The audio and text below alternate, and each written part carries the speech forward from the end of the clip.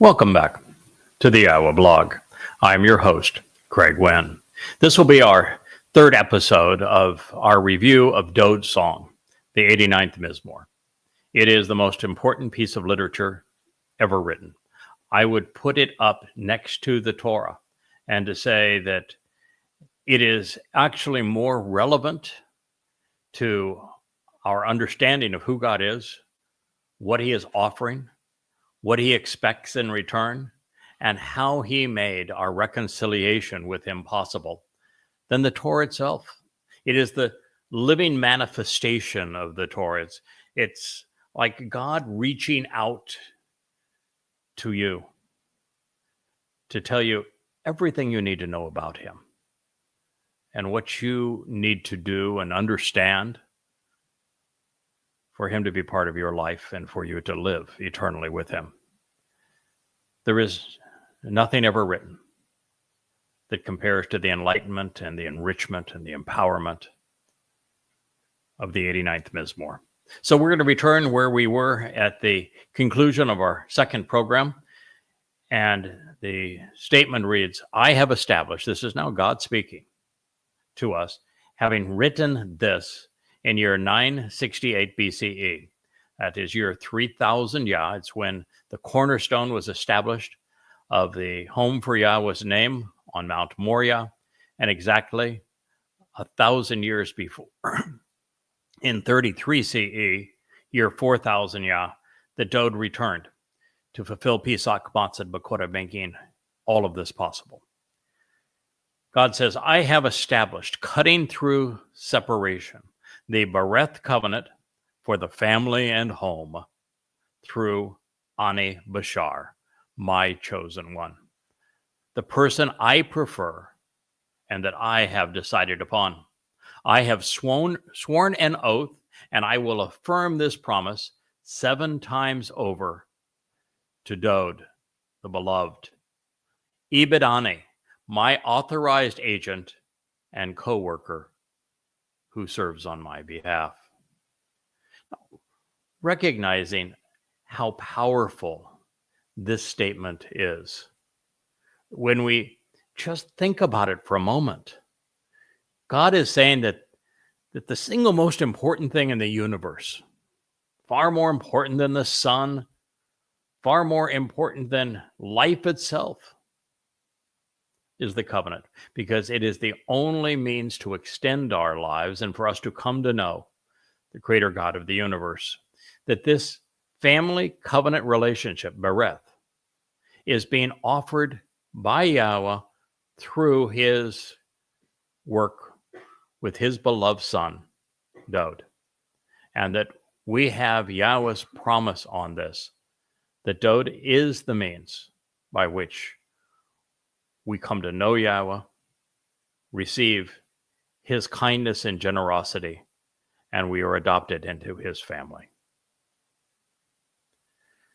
So recognizing that the words that filled this last sentence are highlighted again, and the message is underscored in the next, we read, furthermore, as an eternal witness to the restoring testimony, ad olam, I will prepare and establish Kun, your offspring, and that which you sow. In addition, I will construct a home for your throne and seat of honor on behalf of all generations throughout all time.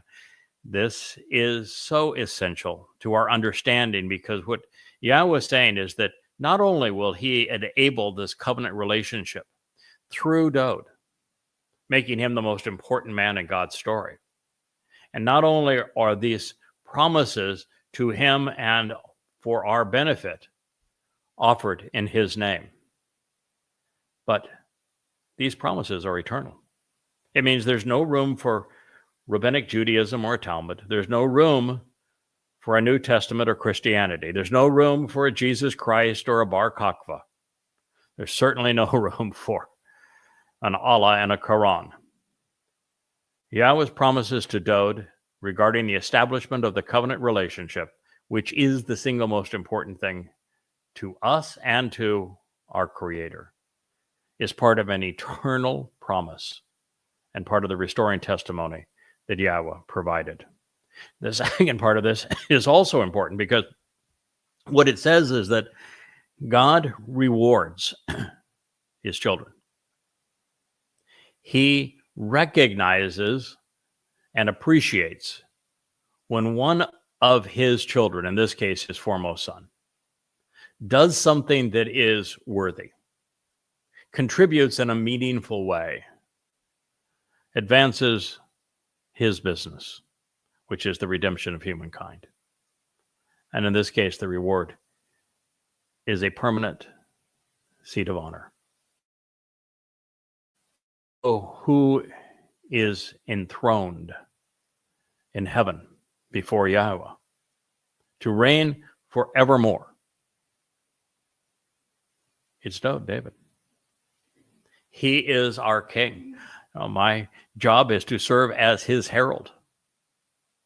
He is the boss.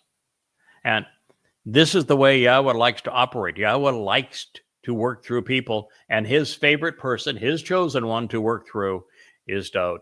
Then he goes on to say, in addition, I will construct a home for the throne, for your throne and seat of honor, on behalf of all generations throughout all time.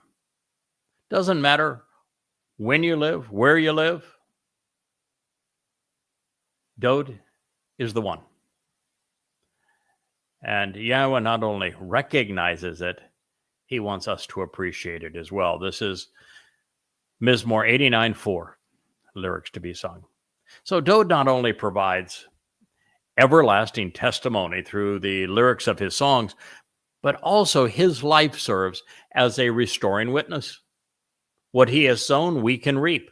And in the covenant, we become his heirs. Now, beyond all of this, there is but one throne in heaven, one universal seat of honor, and it was constructed by Yahweh for his firstborn son, Dowd. There is no seat of honor for Jesus. Well, that'd be kind of hard too, because he was nothing but a myth and a counterfeit. There certainly is no seat for Paul, who was demon-possessed. He'll be going to the other place. And I can assure you there is no St. Peter. He was a scoundrel. There is no place of honor before God for the founder of Rabbinic Judaism, Akiba, or the person who codified the Jewish religion, Maimonides. And I am personally telling you that Muhammad has absolutely no relationship with God, and that he created the most disgusting religion in all of human history. So, every one of them, well, save Jesus, since he never existed, is going to spend eternity in Sheol, hell. I will give you, or granted that myths are exempts, so Jesus is without a soul. We have every reason to suspect that both the verbal and the noun aspects of Zerah, which were used to speak of what Dowd would sow and his offspring, were intended, and that one invariably leads to the other. When the seeds are properly sown, tended, and cultivated, then they produce a bountiful crop.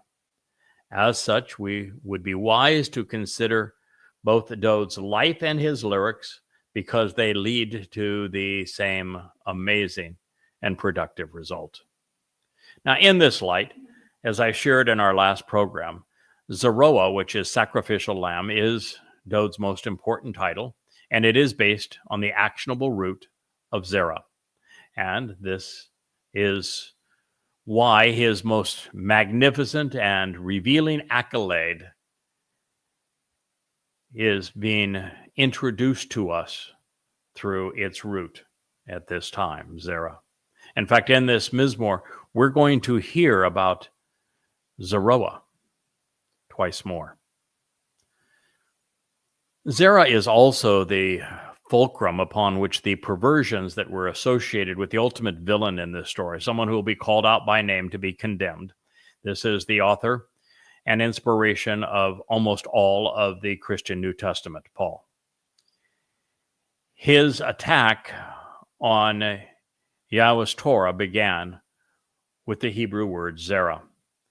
As the Hebrew word for seed and seeds, it can accurately be translated as offspring, children, descendants, posterity, family, progeny, as well as sowing seeds as a verb, cultivating those seeds, and just as the seed themselves, both literally and symbolically as a result of this word. It is from the verbal implication of sowing seeds that we come to appreciate the fact, as is the case in English, to seed is to plant many seeds, just as a bag of seed contains hundreds, if not thousands of them. Nevertheless, Shaul, who is now known as Paul, attempted to base his religion on the notion that seed is singular. So we ought to be aware of zerah's implications. In spite of the obvious plural connotations of seed and its transliteration as offspring, descendants, posterity, and children, Paul claimed that the Torah could be ignored because his Iousu Christus, Jesus Christ, was the promised seed, singular, of Abraham and Dowd. And in his twisted mind, nothing mattered before, during the interim, or since his mythical misnomer, Jesus Christ, was conceived. According to Paul, everything God had to say could be ignored by those who put their faith in his absurd assessment. So he just basically said, because seed is singular, when we were told that Abraham's offspring would receive the benefits of the covenant, old slick Shaul said, well, then we can bypass the entire Torah and we'll go directly to the promised seed, which I'm telling you is Iousu Christus, even though he never existed. That's the argument. That's the first time that Paul attempts to do away with the Torah. There'd be many more. So, validating our earlier acknowledgement that the seeds Dowd had sung, and guess who was being spoken of here with the seeds, therefore not to be bypassed, since Yahweh said, I'm swearing a solemn oath to him, is Dowd, and it's Dowd's seeds that matter as it relates to the covenant, that Dowd sowed these seeds through his lyrics. And his offspring are those who capitalize on the lyrics of the songs that he wrote so that they can be part of the covenant family. Yahweh said explicitly that he made Dowd an ad olam, an eternal witness, such that Zerah, his seed, and whatever he sows will develop into a family and home on behalf of every generation throughout time. This negates any possibility of anyone else, whether you want to substitute the name of Jesus or Muhammad, fulfilling this or any other promise. You can't make the claim that Yahweh was so stupid, so old, so much like Weekend at Bernie's in the current White House. Well, in the White House, while Biden fulfills his last days, that he just couldn't keep the names of his kids straight. And when he said Dowd for David, he really meant to say Jebus. But you know how it happens when you get old. He's really, really old. So he just forgot the name. So we're going to help him along. And wherever he said Dowd, we're going to replace it with Jesus. It sounds insane, doesn't it? Sounds like man is trying to be smarter than God. It's saying that man has a better memory than God, that man knows God's sons better than he does. Well, if you listen to this Mizmor song, I think you will disagree with that approach. And if you disagree with that approach, there is nothing left of the New Testament. Now, returning to the heart of the 89th Mizmor, the realization that Yahweh is constructing a home for his son, Dowd, is absolutely essential to our understanding of Yahweh and his relationship with us. In the manner of a father and in defiance of humanity conceiving gods in their image, our Heavenly Father is declaring that he is taking responsibility for raising and protecting, even advocating on behalf of and lifting up his beloved Son. And what he has accomplished with and for Dowd through the covenant, he will do for us. Now, once we grasp this fundamental truth, rather than attempt the impossible and lift God up in praise, we ought to let Father and Son do what they have made possible. Our needs and his desire for our lives coalesce when we allow our Father to raise us as his children. This is the purpose of the Torah's guidance. It is the very reason the covenant was conceived. With this understanding, therefore, how is it that after God created the universe for us to enjoy, we humans became so full of ourselves that we have built not one, but hundreds of thousands of houses for God? Stupid is as stupid does, I suppose.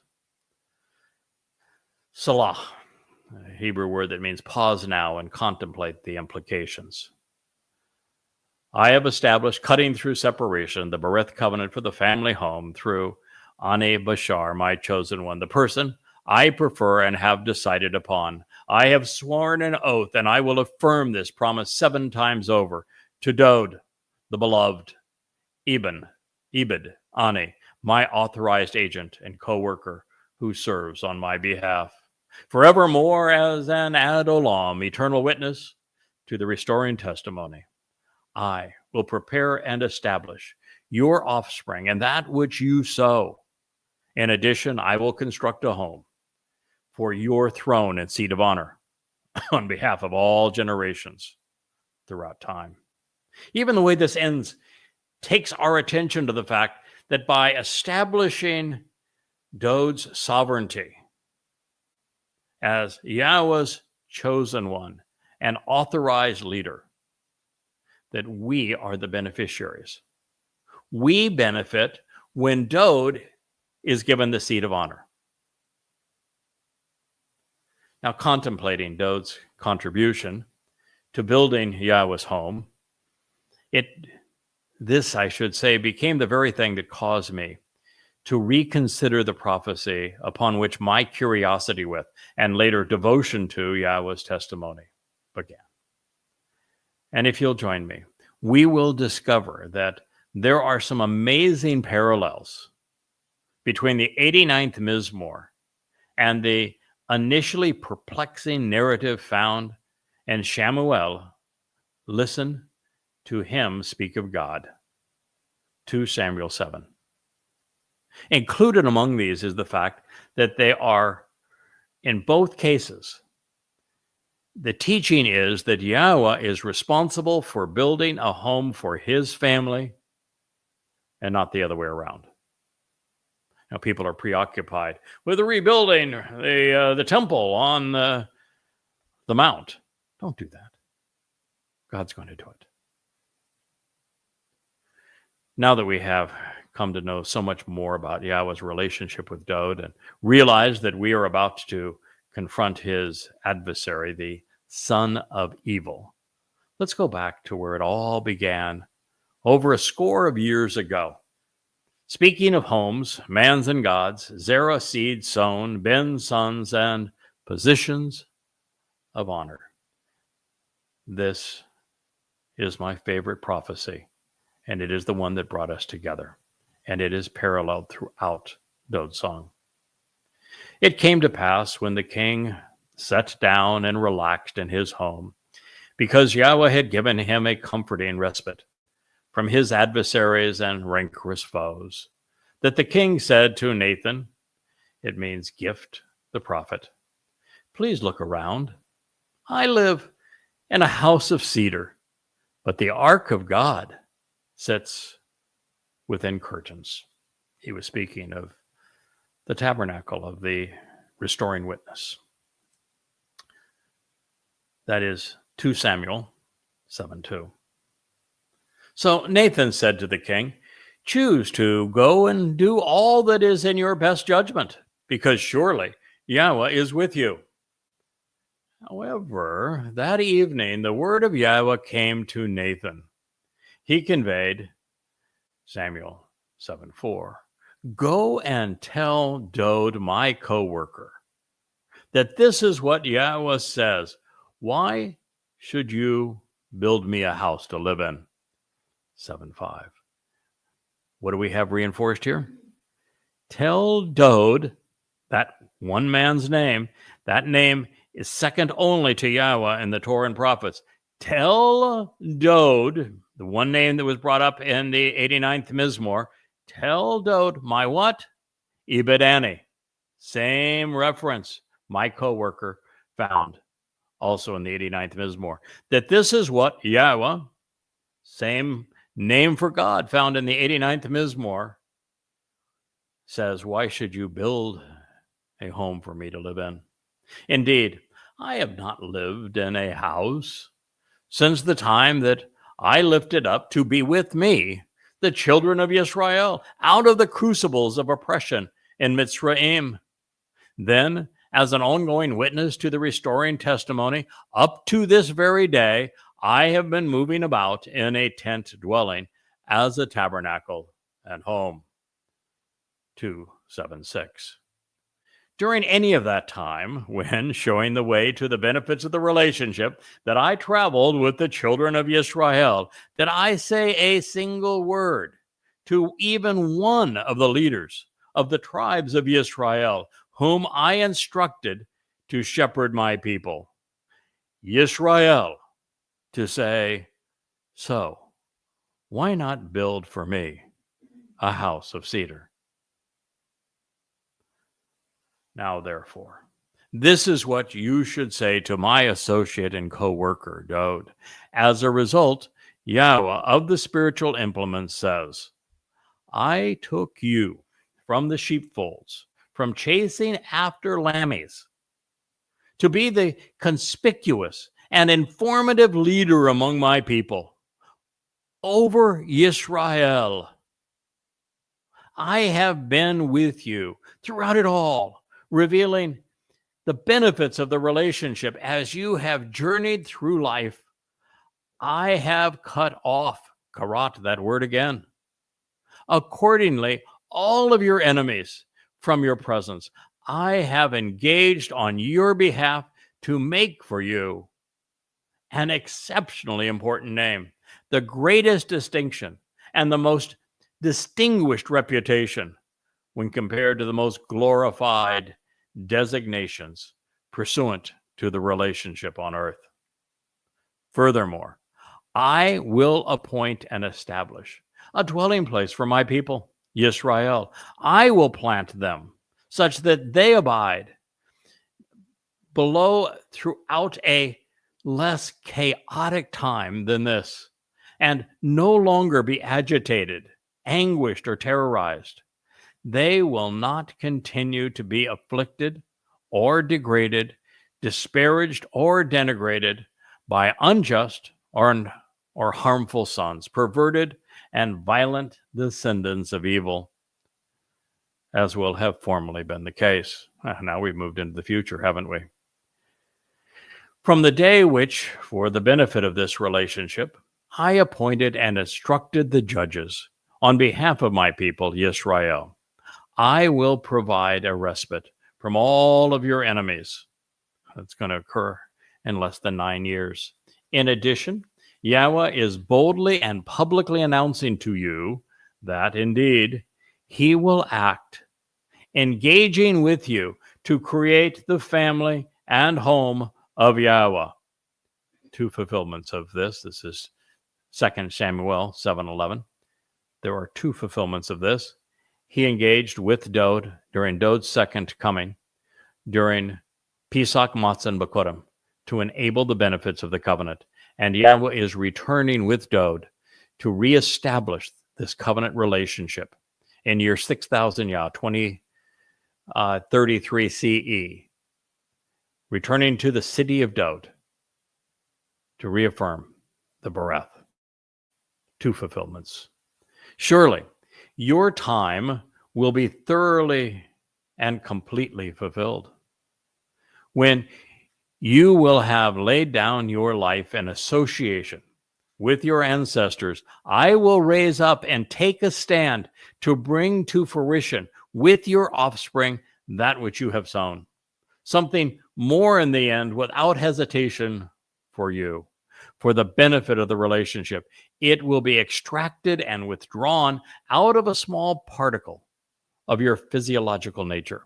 Yahweh literally took a bit of DNA from Dowd so that when he brought Dowd back, probably 3.5 years before he fulfilled Pesach, Matzah, and Bakurim in 33 CE, year 4000 Yah, the body that he occupied that would be discarded was comprised of the same DNA signature.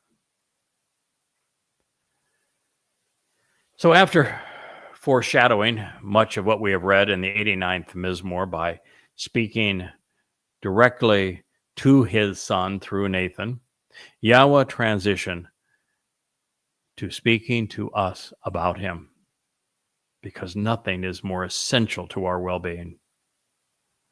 And so I will establish his reign over his kingdom. He himself shall restore and rebuild, Bana again, the family home, Beeth again, for my name, and I will prepare and establish, Kun again, the throne, Eth Kise again, of his kingdom forevermore, as a continuing and restoring witness, ad olam, just like the 89th Mizmor.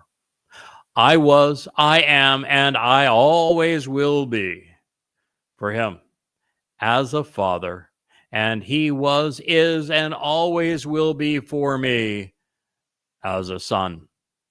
This is one of the 3 places where Yahweh acknowledges, including the 89th Mizmor, that Dowd is his beloved son, and he is Dowd's father. He only says this of one individual, and of that individual, Dowd, he says it 3 times. The Son of God is Dowd. Period. End of conversation. So, when that which is associated with him is warped and perverted, twisted, such that it is contrary to what has been stated, I will resolve the dispute against him, vindicating him, deciding with him to expose and issue a condemnation against the weapons and staves wielded by rulers and nations of men, and against the fungus and plague that has fallen upon the descendants of Adam. He is speaking of our time and what God is soon to do to all of those who have miscast, misappropriated, misconstrued, and tried to counterfeit all that Dowd represents. And herein is a perfect explanation of the religious crusade to transfer the promises made to the Messiah to a Christ or to a Bar Kokhba. God was not a fan. Therefore, my steadfast devotion, enduring love, commitment to the relationship, and unmitigated favor will not be removed from him, will not be disassociated or diminished regarding him, nor replaced, substituting another for him, as was the case when I turned away from and completely rejected associating with Shaul, whom to show the proper way I removed from your presence. Shamuel 2, 7:15. Oh, so startling. It has God saying that he is not going to reject his son and replace Dowd with someone else. That makes the whole myth of Christian replacement foolology stupid. It means there cannot be and never was a Jesus Christ. That is a foolish myth. God said right here, it's not just his name. And yeah, I know his name. His name is Dowd. I keep on telling you his name is Dowd. He is my son. I am his father. It's his throne that will be established forever. Don't you forget it. And if you are among those who try to negate him, who try to speak out against him, who try to rob and counterfeit him, know that my wrath is justified against you. There can be no replacement foolology with statements like this that are prophetic of Dowd, the Son of God. Yahweh is never going to substitute another for him. Lo, sure, men, hew. And as for this other fellow, Shaul, well, the Shaul of Dowd's day was long, long gone by the time the 89th Mizmor was conveyed, and he was even long gone at the time that 2 Samuel 7:15 was written. So it is very important that you know that, and that you know that almost everything, including demon possession and an aversion to Yahweh's anointed, his Messiah and his son, Dowd, that was presented as part of the life of King Saul, was prophetic of the disgusting demon-possessed life of the Jew turned Christian, the rabbi turned New Testament author, Shaul, Paul, who was also demon-possessed. One is a harbinger of the other. They are one and the same. The entire story of Shaul, the king, is told so that you might understand and reject the wannabe apostle, Shaul Paul. And that is the point that is being made here. He will be removed from Israel's presence because Paul has a guaranteed arrival date in Sheol, hell. Now, speaking directly to Dowd again, God concludes, and so your family and your position of authority, your kingdom and reign, Malaka, are assured as it is trustworthy and dependable, firmly established, credible, and enduring forever as a continuing witness in my presence. Your throne and seat of honor will be established and sustained forevermore as part of this restoring testimony. Consistent with all of these words and in accord with the entire revelation, in this manner, Nathan accurately conveyed this to Dowd. And with these words, we know for certain that Rabbi Akiba was wrong when he foisted a second false Messiah on the world with Bar Kokhba and started the religion of Rabbinic Judaism. We know that the self-proclaimed and egotistical, demon-possessed author and inspiration of the majority of the Christian New Testament was flat out wrong when he substituted his Iousu Christou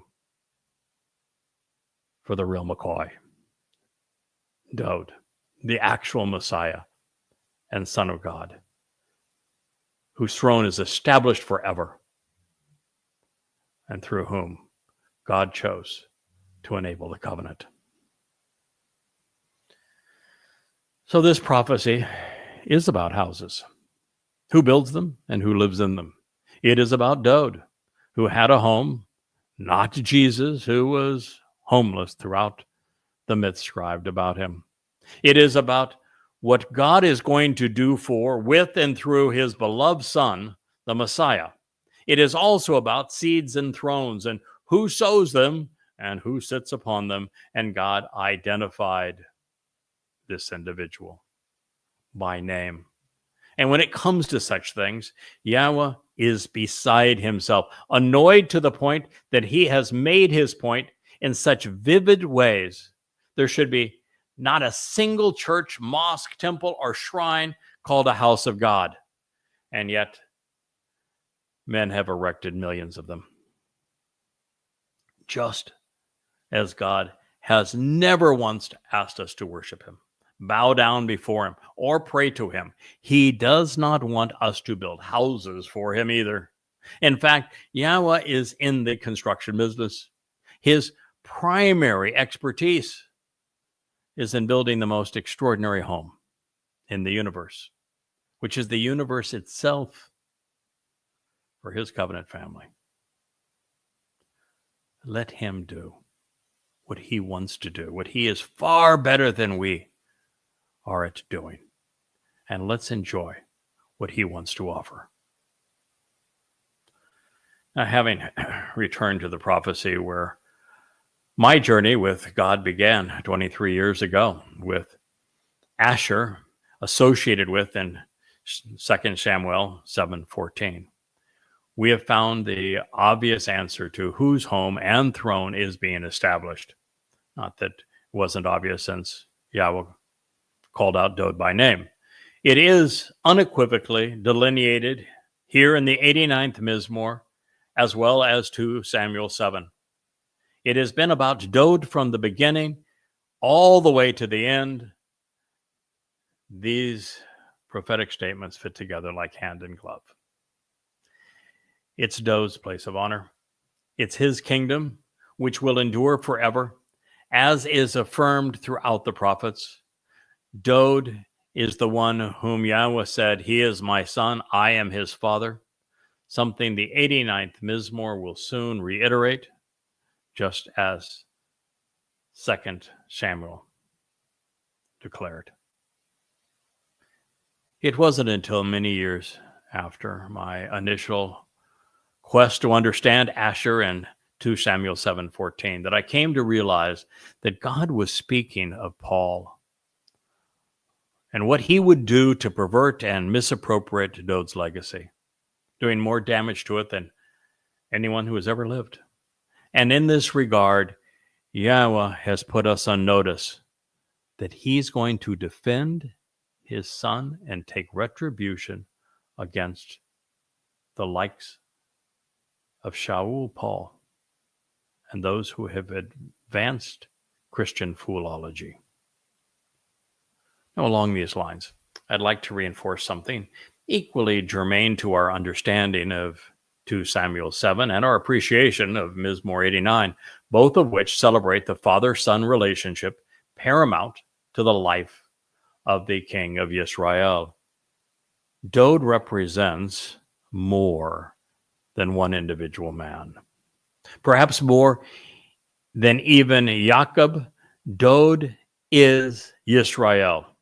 His joys, his heartaches, his ongoing battles with Goyim, his insights and errors, the benefits he enjoyed in concert with the covenant, and the consequences he endured when he ran afoul of it.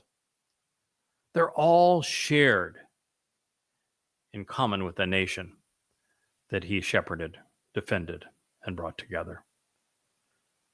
So after this brief intermission, one instructed by the text of the Mizmor, which said for us to Shalah, we return to the voice of the psalmist.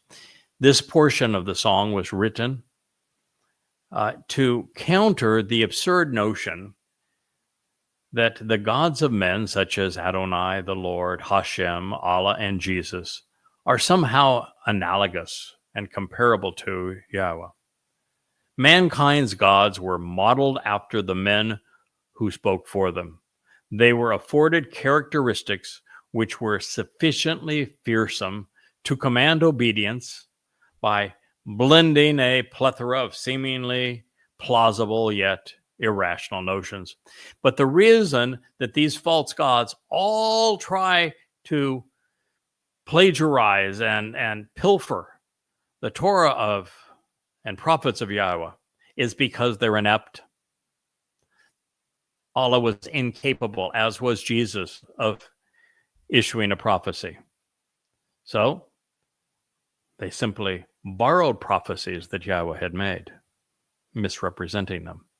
They were incapable of engaging in doing anything. So they took the stories, Muhammad, Paul, Akiba. They take the stories of where God engaged to interact with humankind, including creation before man even existed, and they misappropriate them and they give them to their pretend gods so that their pretend gods don't seem as inept as they actually are.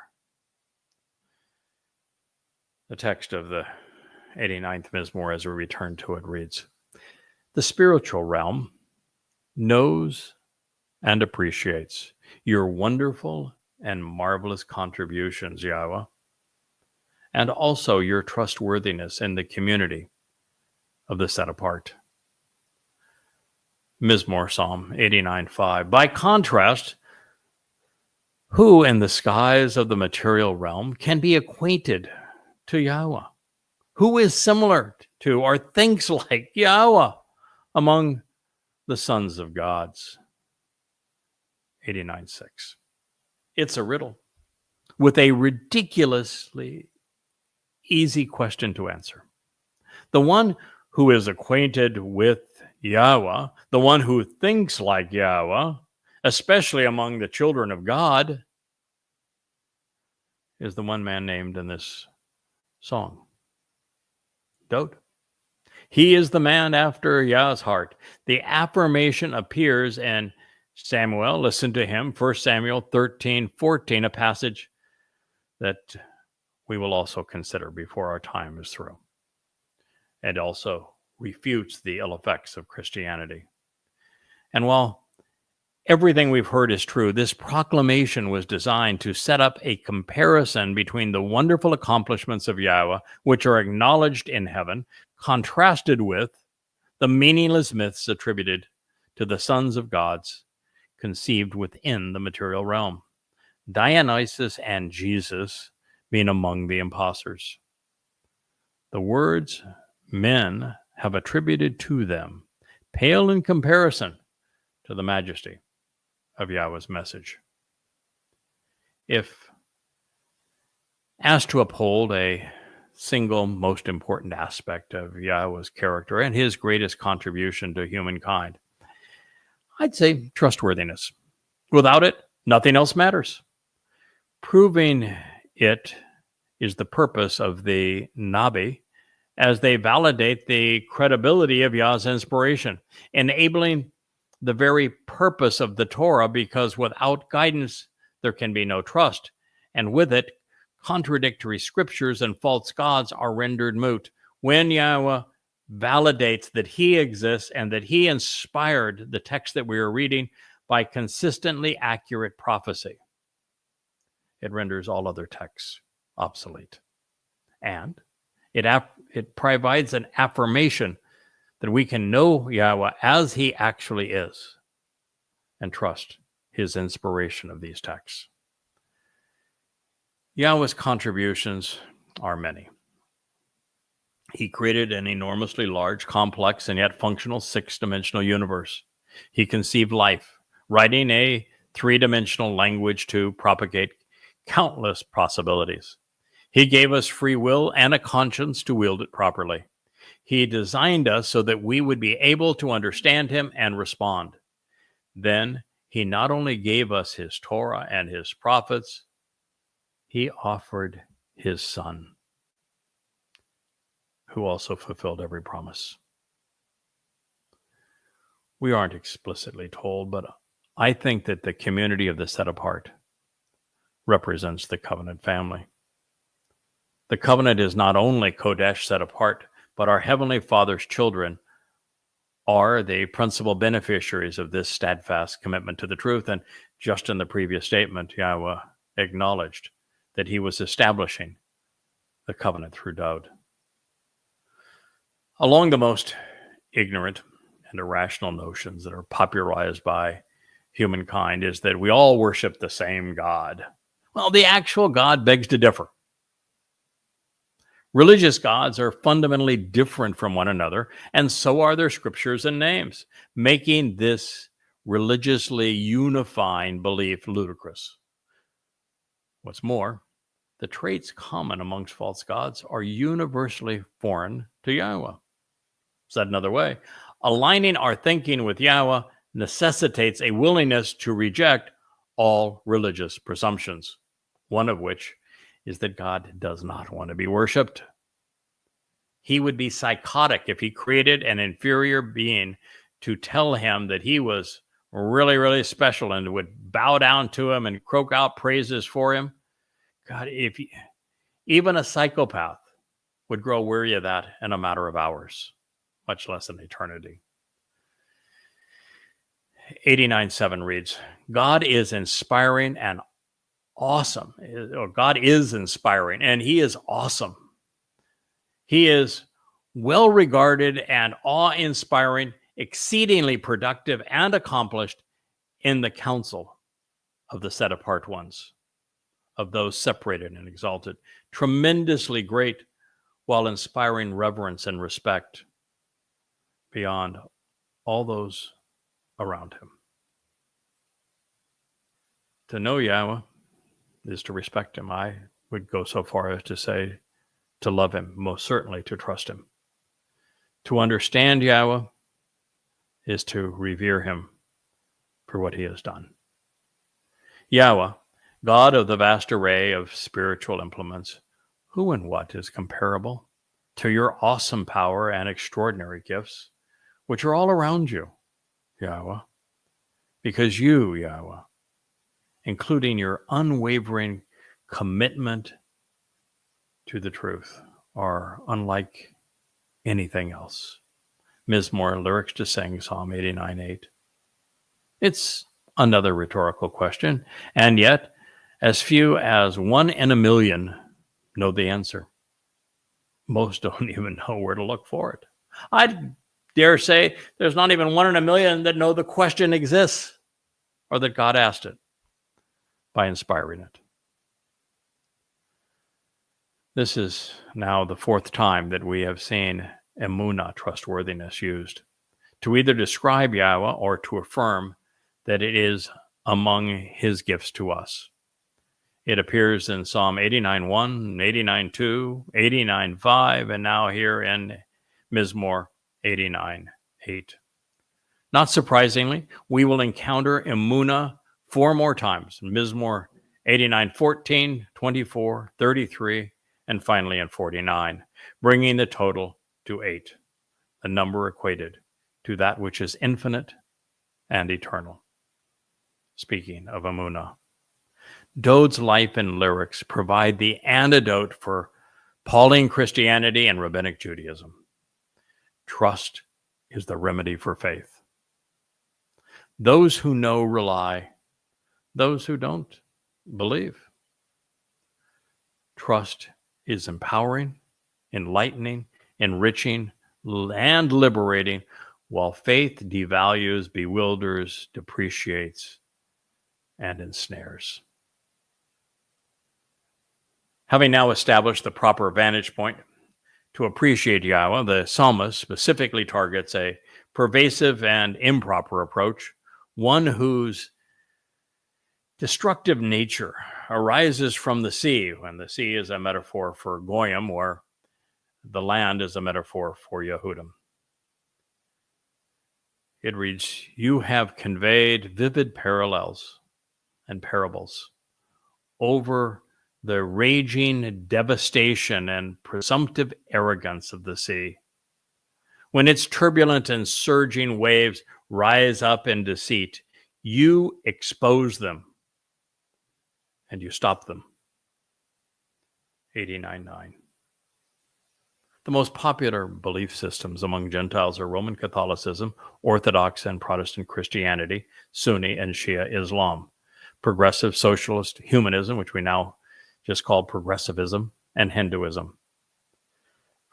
From God's perspective, they are not only presumptive, holding unwarranted status, and deceitful, they are predicted to become ever more turbulent. They will collectively rise up and seek to erode Israel based upon strong undercurrents, which have contaminated the people's thinkings, deceiving them. For example, the majority have been led to believe that there is a place called Palestine and that oppressive Jews are occupying a land which belongs to these Palestinians. You know, so many times I've endeavored to expose this myth, but only Yah can stop these miserable parasites for trying to annihilate Jews under this despicable lie. Well, now that the stage has been set, the cast must be introduced before the battle begins. And in this drama, there is a villain and there is a hero. It reads, "You humbled and crushed that which is comparable to the reprehensible and deadly nature of the pretentious pride and stormy arrogance of the boisterous afflicter and his false god.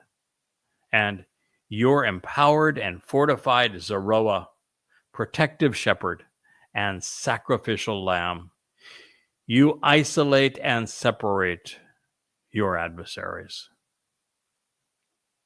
Yes, anyone who tries to rob Dowd of his due as the Messiah and Son of God, as the former and returning King of Israel and the universe, as our Savior, as the prophet who foretold all this and more. Those who have spoken against him, whether it be in Judaism, Christianity, or Islam, are going to find death, their souls crushed, their pride and stormy arrogance will no longer prevail, nor will their dreams of false gods. Because Yahweh has empowered and fortified his Zeroah. This is the term that is so essential to our understanding of who Dowd is, who I am, what we're offering, what God is doing through us. Zeroah has three principal meanings. 4 max: strong arm. Moshe, for example, was the strong arm of God, not only leading the people to safety into the promised land and away from slavery and Mitzrayim. He's the strong arm who wrote the Torah, scribed it for us. He's also the protective shepherd that protected the flock all the way through the wilderness. The next and most important definition, the definition that's used throughout the Torah, Zeroah is the sacrificial lamb. Dowd is the sacrificial lamb of God. And the third, based on the Zerah root that we shared earlier, Zeroah is one who cultivates the harvest, making them as productive as possible. And so we have Moshe, we have Dowd, we have myself, all categorized by this marvelous title that now appears here in the 89th Mizmor.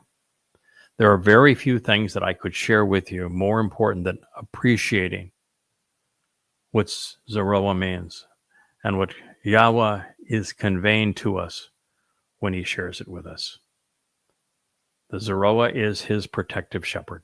It is his strong arm. It's the one who prevails and is effective, the one who is fully resolved to the overall ability to accomplish the mission, the remarkably important and impactful individual of action, who as a leader and a fighter is engaged as a shepherd among his sheep, always fruitful in his ways, especially when sowing the seeds which advance the purpose of the arm of God, of his shepherd and sacrificial lamb.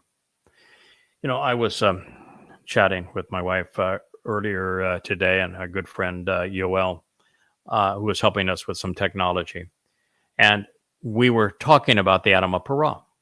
And I said, you know, just as Dowd, as the Zeroah, as the sacrificial lamb, as the Pesach El, never became a lamb when sacrificed on Pesach. He